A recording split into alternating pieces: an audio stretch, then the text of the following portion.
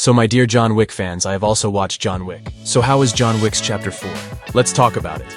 Look, the franchise of John Wick is so hit that there is only one person behind it, Keanu Reeves. His action scenes and acting are not at all good. All the action sequences you have seen in the first, second, or third part, you will get to see many times more and more powerful action in this movie. Although we give full credit to the actor, but half the credit should go to the person who has choreographed all the action sequences of this movie series. If we talk about Chapter 4, then there are similarities of the story with the other three parts. Except for a few changes, we will not talk much about the story. Because if we talk about the story of this movie, it will be equivalent to talking about spoilers.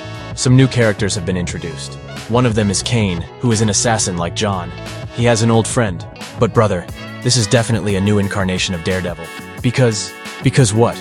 We will have to watch the movie for this too. The first half of the film is completely filled with fight sequences.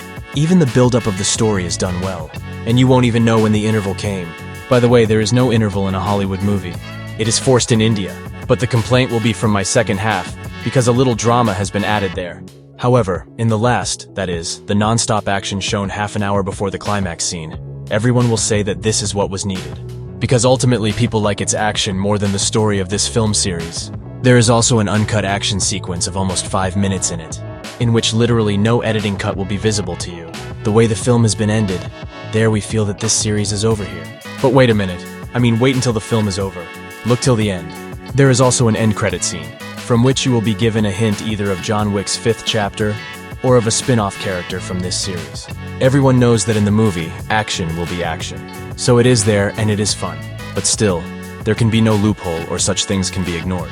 Which will literally make you wonder, okay, if the same thing is done by Bollywood or South, then, the first question that came to my mind was that why this guy doesn't die? Is there any superpower that no matter how many bullets are fired, or why a person doesn't fall directly on the ground from 50 feet? The fact of dying is that his one bone doesn't get fractured. On top of that, he does such intense action. That too for half an hour. Running, jumping, falling. But still, why doesn't this person get tired? Is he a hero or a superhero? If he is traveling from one station to another, then doesn't he have checking and all?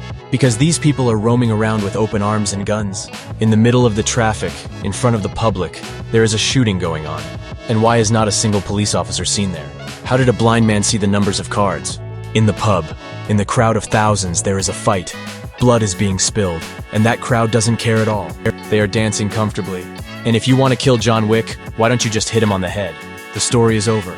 But it is such a great Hollywood film. Who pays attention to such things? Anyways, the film has a lot of bloodshed, but there is no kind of abuse or intimate scene at all, which makes this whole series a safe to watch with family film. So, if it was just about its action sequences, then I could have given this film 4 or 4.5 stars. Don't forget, like, share, or subscribe.